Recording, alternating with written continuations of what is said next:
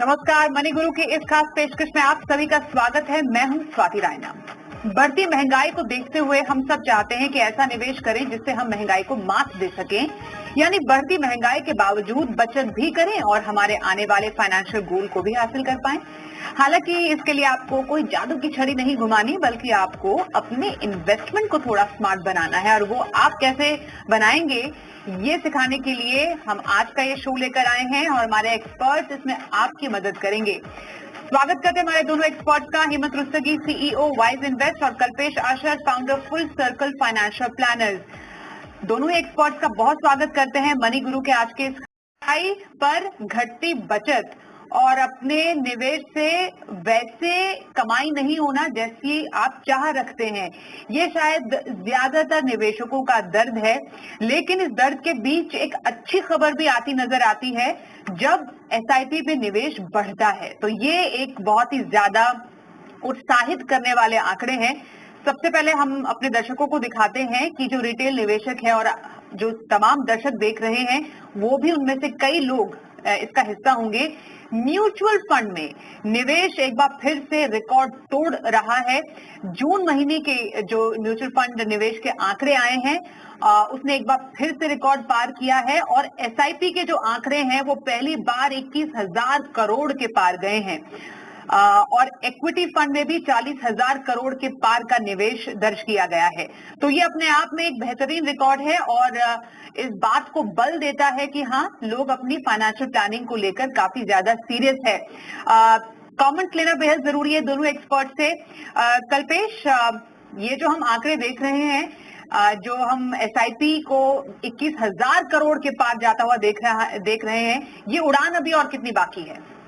स्वाति, ये बहुत ही उत्साह करने वाले फिगर्स हैं और बहुत ही खुशी देते हैं हम रिटेल इन्वेस्टर्स को, और बधाई भी देते हैं कि ये एक रिटेल इन्वेस्टर की जीत मानी जा सकती है कि हम आज एक ऐसे मुकाम पे पहुंच आए हैं जहां पर तकरीबन 21,000 करोड़ की मंथली एसआईपीज हम ला रहे हैं मार्केट में। और ये कोई आज या कल की घटना नहीं है। आई थिंक ये एक पिछले 10 साल 12 साल का एक पूरा प्रयास रहा है म्यूचुअल फंड इंडस्ट्री का, सारे इन्वेस्टर्स को एजुकेट करने का, जहां से एक बहुत ही मामूली से रकम से लेके आज हम ये मुकाम पे पहुंचे हैं। और मैं ये मानता हूं कि जैसे कहते हैं कि ये तो शुरुआत है, बिकॉज जैसे जैसे एक निवेश करने की जो एक सही मार्ग है या सही एक दिशा है वो लोगों को समझ में आएगी, तो ये फिगर तो आई थिंक महीने दर महीने बढ़ने वाले हैं। और इससे एक बहुत ही अच्छी बात हो गई है कि हम आज मार्केट में ये सिचुएशन देख रहे हैं जहां पे हमें एफआईआईस का बिल्कुल सहारा नहीं लेना है, या तो उनके कोई भी आई थिंक विड्रॉल सिम्टम से हमें डरना नहीं है। तो हम आज इस दिशा में भी काफी आत्मनिर्भर हो गए हैं, और I think this is just the beginning. बिल्कुल, ये तो बस शुरुआत है जैसा कल्पेश का कहना है। हेमंत जी, हम जिस तरीके से निवेश को बढ़ता हुआ देख रहे हैं, जिस तरीके से एसआईपी के आंकड़े बढ़ रहे हैं, इसको देखकर क्या समझे? मतलब हम नए नए निवेशकों को भी बाजार से जुड़ता हुआ देख रहे हैं। जिस तरीके से डीमैट अकाउंट भी रिकॉर्ड स्तर पर बढ़ रहे हैं, एसआईपी के आंकड़े तो अपने आप में एक अलग कहानी बयां ही करते हैं। क्या एक अलग आपको बिहेवियर नजर आ रहा है इन्वेस्टर्स का? देखिए स्वाति, बिल्कुल आई थिंक ये नंबर्स बहुत कुछ बता रहे हैं। एक तो ऑब्वियसली ये बता रहे हैं कि किस तरीके से कितना पैसा हर महीने एसआईपी के द्वारा इन्वेस्टर जो है इक्विटी फंड्स या दूसरे फंड्स के अंदर वो लगा रहे हैं। बट कहीं ना कहीं ये भी दर्शाता है कि किस तरीके से सोच बदली है, किस तरीके से इन्वेस्टर्स ने ये समझा ओवर द ईयर्स, और इसमें बहुत सारे एफर्ट्स हैं इंडस्ट्री के, मीडिया के, एडवाइजर्स, डिस्ट्रीब्यूटर्स, सब लोगों ने मिलकर बहुत इसके ऊपर मेहनत की है यहाँ तक। और हम हमेशा बात कर रहे थे कि भाई हमारे देश में भी ऐसा कभी दिन आए जब इक्विटी कल्ट आए। आई थिंक वो फाइनली इक्विटी कल्ट यहाँ पे है। और सबसे अच्छी बात यह है कि इक्विटी कल्ट आने का इससे अच्छा तरीका नहीं है, क्योंकि अगर मान लीजिए जैसे पहले हमने देखा पास्ट में हर बुलरन के अंदर लोग आते थे, पैसा लगाते थे, पीक के ऊपर लगाते थे, पैसा गवा के फिर चले जाते थे, फिर दोबारा से मार्केट में नहीं आते थे। अब जो हमने देखा पिछले 7-8 साल के अंदर, स्पेशली जो एसआईपी की जो ग्रोथ हुई है, एक तरीके से मैं कहूंगा कि ये मूवमेंट है। इन निवेशकों ने ये समझा है कि पहली बात क्यों उनको डिसिप्लिन तरीके से इन्वेस्ट करना है, क्यों उनको म्यूचुअल फंड जैसी मार्केट लिंक प्रोडक्ट में इन्वेस्ट करना है, राइट। और हम जो हमेशा कहते हैं निवेशकों को कि भाई आप अपनी इनकम जैसे जैसे बढ़े तो अपनी एसआईपी भी बढ़ाइए और देश के कोने कोने में इक्विटी पहुंचे। तो आई थिंक ये एक तरीके से वो हम देख रहे हैं। और अभी भी हम देखें तो करीब मुझे लगता है 5 या 6% लोग की पैसा म्यूचुअल फंड के द्वारा लगा रहे हैं, उससे भी कम होंगे इनफैक्ट। तो अभी तो बहुत लंबा आगे जाना है मुझे लगता है कि। और सबसे अच्छी बात है कि जो एसआईपी नंबर है वो सिर्फ शहरों से नहीं आ रहे हैं, वो छोटे छोटे शहरों गांवों से आ रहे हैं। तो कहीं ना कहीं जो हम चाहते थे कि इक्विटी और म्यूचुअल फंड्स और ये डिसिप्लिन अप्रोच देश के हर कोने में पहुंचे, वो पहुंच रही है वहां पे। और हमने ये भी देखा है सोच में, मार्केट गिरे या ऊपर नीचे जाए, क्योंकि एसआईपी का सबसे बड़ा फायदा ही वही है कि आपको लेवल नहीं देखना है, आपको उतार चढ़ाव नहीं देखना है। तो इन्वेस्टर्स ने वो जो मेच्योरिटी दिखाई है उसमें, और अपनी एसआईपी को जो कंटिन्यू न करते हुए साथ साथ बढ़ाया भी है और बहुत ज्यादा इन्वेस्टर आ रहे हैं। तो मुझे लगता है ये बहुत ही अच्छी डेवलपमेंट है। और मेरा ये भी मानना है कि यहाँ से 10-15 साल के बाद जब ये निवेशक पीछे मुड़ के देखेंगे तो उनको लगेगा कि उन्होंने जिंदगी में एक इतना अच्छा डिसीजन लिया कि शायद उनके और उनके फैमिली के जो बोलते हैं ना फॉर्चून, वो पूरा बदल जाए। ओके, बिल्कुल। तो अभी लिया हुआ जो निर्णय है वो आगे आने वाले समय में वो अच्छा फल ही देगा, ये समझना बेहद जरूरी है। पर कैटेगरी वाइज अगर नजर डालें कल्पेश, अभी भी जो हम देखते हैं जो ज्यादा से ज्यादा निवेश है वो सेक्टोरल फंड्स में आ रहे हैं। हमने ये ट्रेंड पिछले कई महीनों का देखा है कि सेक्टोरल थीमेटिक फंड्स में लोग बहुत जमकर निवेश कर रहे हैं। इसको कैसे समझे? मल्टी कैप फंड में भी अच्छा निवेश आया है, 4000 करोड़ प्लस का। फ्लेक्सी कैप फंड में 3000 प्लस करोड़ का निवेश आया है। स्मॉल कैप एक टाइम पे जो बहुत ज्यादा आकर्षित कर रहा था निवेशकों को, चलिए वो थोड़ा सा ठंडा पड़ा है। और लार्ज कैप अभी भी उतना जो पेस है वो पिकअप नहीं कर पाया है। ये आई थिंक एक ह्यूमन बिहेवियर के ऊपर एक सीधा संकेत है कि सेक्टोरल और थीमेटिक फंड जो आप बता रहे हैं उसमें फ्लोज क्यों इतने ज्यादा हैं। क्योंकि जाहिर सी बात है कि जो भी आज स्टॉक मार्केट्स या जो परफॉर्मेंस है उनका जो फॉलो करता है इंडिविजुअल स्टॉक्स का या इवन जो सेक्टर्स का, और जैसे एक सरकार का एक पूरा एक बहाव जो है या एक पूरा फोकस जो है वो पीएसयू सेक्टर्स पे है या डिफेंस पे है या इंफ्रास्ट्रक्चर को लेकर है, और वो सारी चीजें जो है उनके स्टॉक्स भी परफॉर्म कर रहे हैं।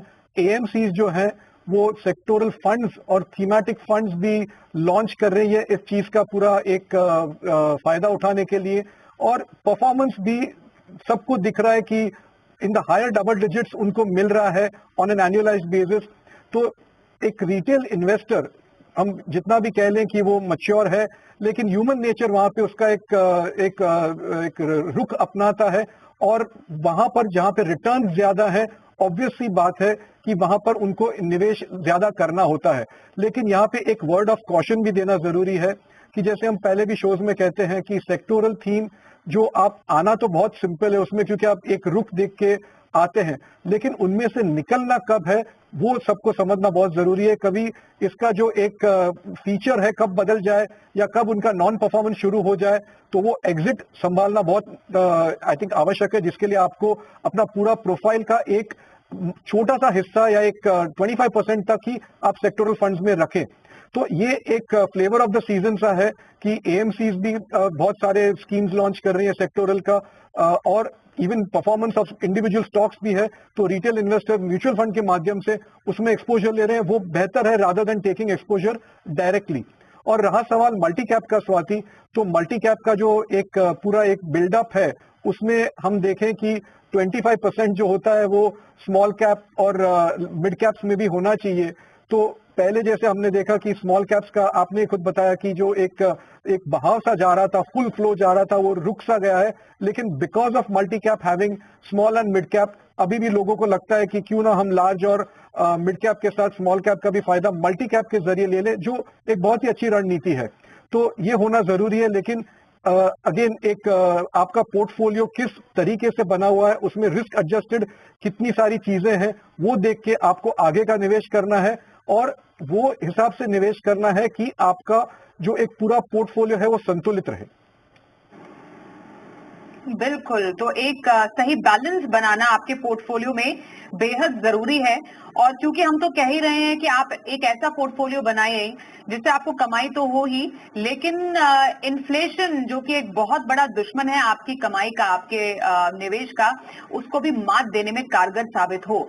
इसलिए ऐसा कौन सा निवेश, कैसा निवेश करें जिससे कि इन्फ्लेशन जैसे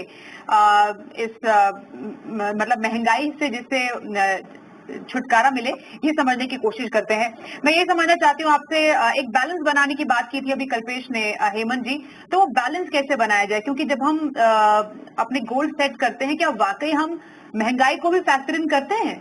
ये समझना जरूरी है कि महंगाई को मात देने वाला निवेश कैसा रहना चाहिए। आई थिंक ये बहुत ही इंपॉर्टेंट एस्पेक्ट होता है स्वाति। देखिए, जब हम अपना इन्वेस्टमेंट प्रोसेस इनिशिएट करते हैं और जब तक हम अपने गोल्स तक पहुंचते हैं, जो हमारा हम कहते हैं ना डिफाइंड टाइम होराइजन, उसके बीच में हमें बहुत सारे चैलेंजेस का सामना करना पड़ता है। और एक काफी बड़ा चैलेंज जो हमें फेस करना पड़ता है एज एन इन्वेस्टर, वो होता है इन्फ्लेशन।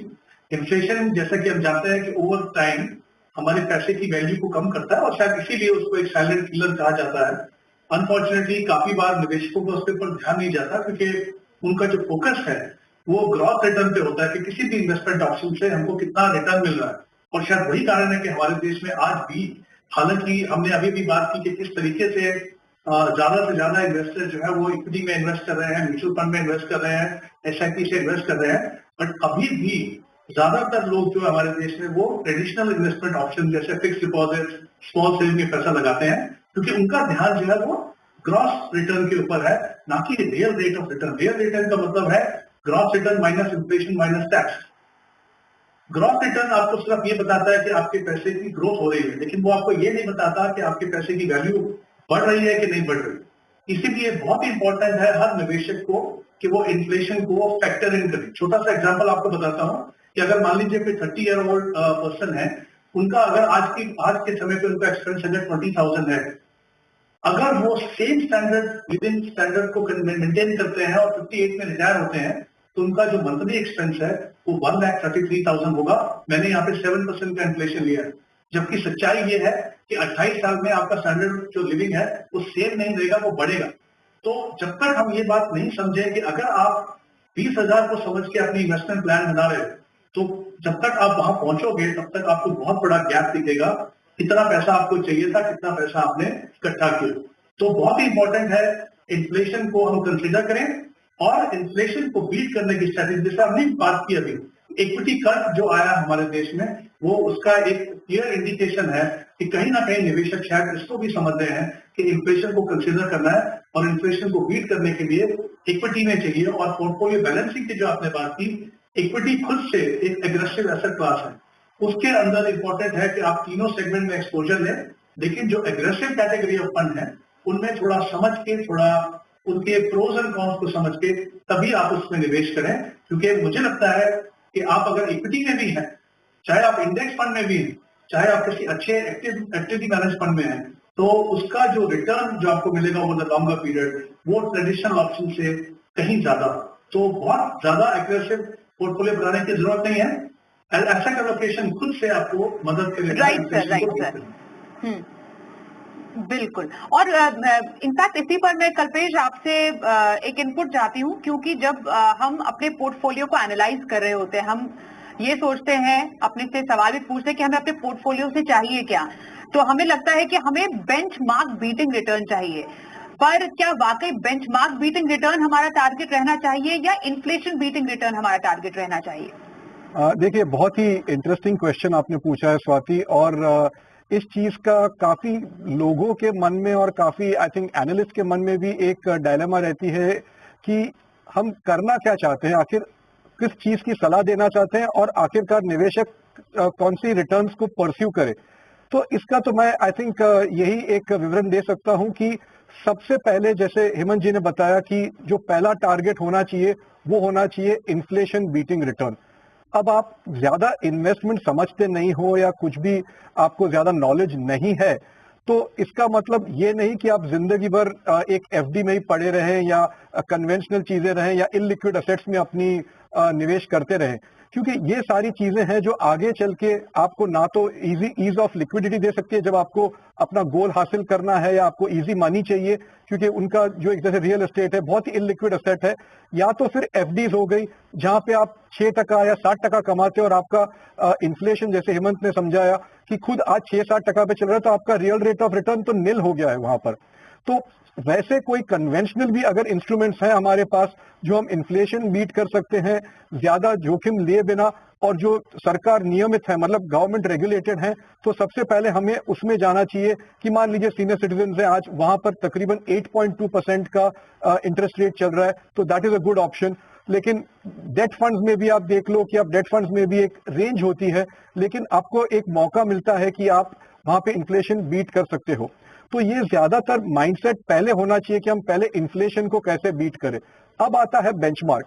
अब बेंचमार्क जो होता है वो बहुत ही इवॉल्व, एक बहुत ही आई थिंक मच्योर्ड इन्वेस्टर्स के लिए होता है, मच्योर्ड सेक्ट ऑफ पॉपुलेशन के लिए होता है, जो बात करते हैं कि डायरेक्ट फंड लो या रेगुलर में डालो या एक्टिव फंड्स में डालो, पैसिव में डालो, large cap, mid cap, small cap, वो सारी चीजें मिलाकर एक इवॉल्व इन्वेस्टर बनता है जो सारी चीजों को देखता है। और एक जो बेंचमार्क होता है, मान लीजिए कि आज एक निफ्टी है जो 12% रिटर्न या 13% रिटर्न देता है, तो उसको हम कैसे एक संतुलित एक तरीके से उसको बीट करें, तो वो थोड़ा रिस्की हो जाता है। उसके लिए आपको एक एडवाइजर की जरूरत होती है या आपकी खुद की रिसर्च होती है, लेकिन वहां पर भी एक आपको एक ध्यान रखना है कि कैपिटल मार्केट रेगुलेटेड इन्वेस्टमेंट्स करें जहां पे आपका कंट्रोल आपके इन्वेस्टमेंट्स पे हो, लिक्विडिटी आपके कंट्रोल में हो और आप बेंचमार्क को बीट करें। तो दोनों साइड ऑफ द फेंस होना जरूरी नहीं है। अगर आप इवॉल्व इन्वेस्टर नहीं है तो पहले आप ये समझे कि आप इन्फ्लेशन को कैसे बीट करते हैं, और अगर आप एक बहुत ही मैच्योर और परिपक्व इन्वेस्टर हैं तो फिर सोचें कि बेंचमार्क को कैसे बीट किया जाए, जिसके लिए आपको आई थिंक फिर भी म्यूचुअल फंड का सहारा लेना पड़ेगा, क्योंकि वहां पर भी आप एक डिसिप्लिन तरीके से अपना बेंचमार्क भी बीट कर पाओगे और अपने लॉन्ग टर्म गोल्स भी हासिल कर पाओगे। बिल्कुल। तो इस पूरी कड़ी में अब आपको एक पोर्टफोलियो स्ट्रैटेजी कैसे रखनी है, एक जो परफेक्ट बैलेंस होना चाहिए, जो कि एक बैलेंस मील की तरह हो, उस पर भी चर्चा रहेगी एक छोटे से ब्रेक के बाद। बने रहिए हमारे साथ।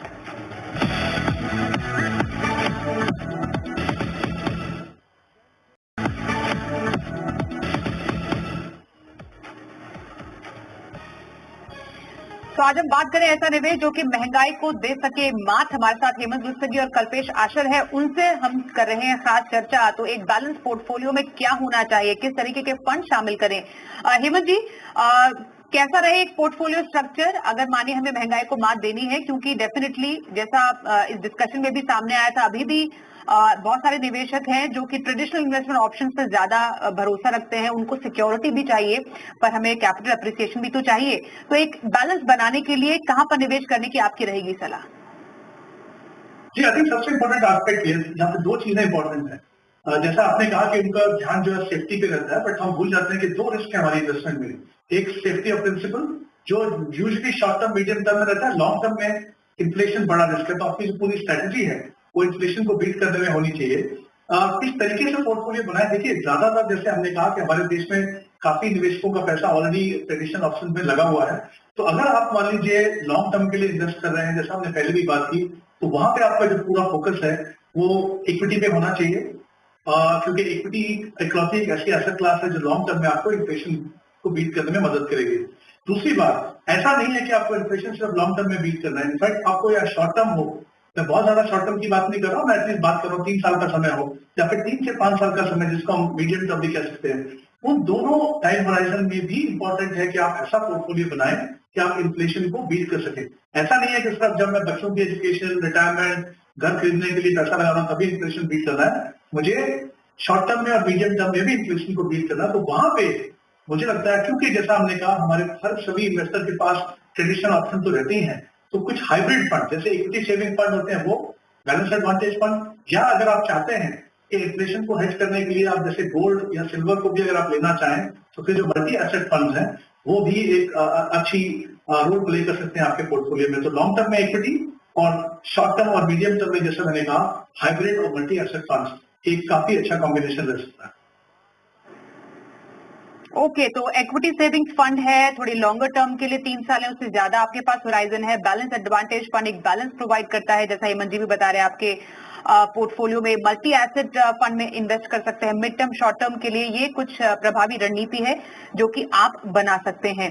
पर समझना ये भी जरूरी हो जाता है कल्पेश, कि हम ये तो समझ लेते हैं कि हमें कहां पर इन्वेस्ट करना है, पर कहां पर हमें इन्वेस्ट नहीं करना है ये जानना और भी ज्यादा जरूरी होता है। और जो हमारी गलतियां होती है, अगर हम उसको एलिमिनेट कर दें तो डेफिनेटली सही डिसीजन तो हमारे झोली में आते ही हैं। तो क्या ना करें? बिल्कुल, जैसे हम ऑलवेज फाइनेंस और फाइनेंशियल प्लानिंग में कहते हैं कि फाइनेंस में हम जो ना करें वो ज्यादा इंपॉर्टेंट होता है कि हम जिससे करें उससे बेहतर।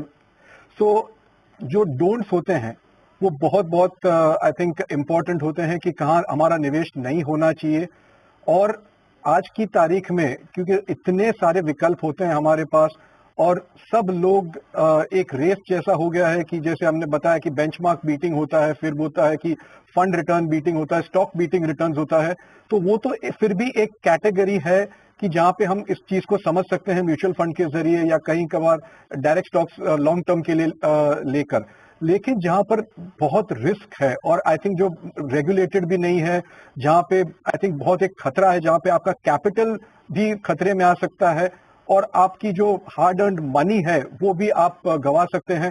तो उन चीजों में आई थिंक सबसे पहले आता है क्रिप्टो करेंसीज, जहां पे इतना सारा अट्रैक्शन होता है बहुत सारे लोगों का और बहुत सारे लोग उसमें कर भी रहे हैं, लेकिन उसमें एक अंडरलाइंग सिक्योरिटी के ना होने के लिए उसमें रिस्क एक बहुत बन जाती है।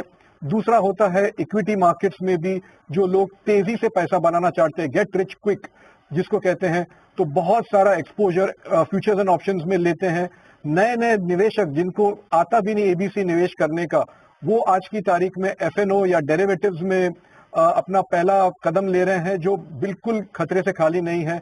आई थिंक ये बहुत सारी डेंजरस चीजें हैं, क्योंकि इन चीजों से अगर हम बचते हैं और एक सही मार्ग पर चलते हैं तो जो रिटर्न्स की जो एक कैलकुलेशन होती है वो 100% हमारे आगे के गोल्स के लिए ओवर अ 5, 10, 15 ईयर पीरियड हमको वहां तक लक्ष्य तक लेके जाएगी। और हमारा कैपिटल है वो भी काफी हद तक सुरक्षित रहता है। वॉलेटिलिटी आती रहती है लेकिन वो नोशनल होती है। लेकिन इन सारी चीजों में जो एक्साइटमेंट का एक जो एलिमेंट होता है उसकी वजह से क्विक रिच बनने की जो एक उत्साह होती है, वहां पे आदमी बहुत ही easily I think poor quickly बन जाता है। तो आई थिंक इस चीज से बचें और जो सही मार्ग है कैपिटल रेगुलेटेड इन्वेस्टमेंट्स है उसमें भी रिटेल इन्वेस्टर के लिए म्यूचुअल फंड का मार्ग चुन के अपनी निवेश की जो जर्नी है वो शुरू कर सकते हैं। और हेमंत जी, जो आपने एक तरीका बताया पोर्टफोलियो बनाने का, छोटी से मध्यम अवधि तक का एक इन्फ्लेशन प्रूफ आप पोर्टफोलियो बना सकते हैं, जिन जिन कैटेगरीज का आपने जिक्र किया उससे रिलेटेड कुछ फंड्स आप सजेस्ट करेंगे पोर्टफोलियो के लिए? जिस बात है बिल्कुल, अगर हम लॉन्ग टर्म की बात करें इक्विटी, मैंने जैसे पहले भी कहा, इक्विटी खुद से एग्रेसिव एसेट क्लास है, बहुत ज्यादा एग्रेसिव कैटेगरीज में बन चाहिए। आप डाइवर्सिफाइड कैटेगरीज जैसे multi cap, flexi cap, large and mid में जाए तो वहां पे कुछ फंड है जैसे Kotak multi cap fund, flexi cap में एचएसबीसी फ्लेक्सी कैप आप देख सकते हैं। लार्ज एंड मिड जहां पे मिनिमम 35% दोनों सेगमेंट में होता ही है, तो वहां पे HDFC large and mid cap. और अगर मिड कैप में देखें तो मोतीलाल ओसवाल मिड कैप, और स्मॉल कैप में देखें तो निप्पॉन इंडिया स्मॉल कैप। ये है लॉन्ग टर्म की इन्वेस्टमेंट के लिए। अगर आपको वेल डाइवर्सिफाइड पोर्टफोलियो बना लेना है तो इनको आप कंसिडर कर सकते हैं। इक्विटी सेविंग की बात करें, चाहे और जो बाकी हाइब्रिड मैंने बात की, ऐसे फंड को देखें जहां पे क्लैरिटी हो in terms of allocation to different segments, चाहे वो इक्विटी हो, चाहे डेरिवेटिव हो, चाहे डेट हो। तो इक्विटी सेविंग की बात करेंगे तो Kotak equity saving, SBI equity saving, HSBC equity saving, ये 3 फंड हैं जो इस कैटेगरी में अच्छे हैं। बैलेंस एडवांटेज की बात करें तो वहां पे ICICI balance advantage, HDFC balance advantage और निप्पॉन बैलेंस एडवांटेज को देख सकते हैं। अगर हम मल्टी कैप मल्टी एसेट की बात करें तो ICICI multi asset, Kotak multi asset और निप्पॉन मल्टी एसेट, ये कुछ ऐसे फंड हैं जिनका एस्टैब्लिश ट्रैक रिकॉर्ड है और जो आप डाइवर्सिफिकेशन पॉइंट ऑफ व्यू से, क्वालिटी के पॉइंट ऑफ व्यू से अपने पोर्टफोलियो में शामिल करने का के लिए कंसिडर कर सकते हैं। जी, तो ये रही राय हेमंत जी की एक बैलेंस पोर्टफोलियो के लिए, और आपको किन बातों से करना है परहेज, इस पर भी हमने चर्चा की, जिस पर कल्पेश ने भी राय दी अपनी। बहुत धन्यवाद करेंगे इस विषय पर बातचीत करने के लिए हेमंत जी और कल्पेश, आप दोनों का। अच्छा लगा आप दोनों से बातचीत करके। मनी गुरु में भी आज के लिए बस इतना ही, रुकते हैं एक ब्रेक के लिए। देखते रहिए जी। है।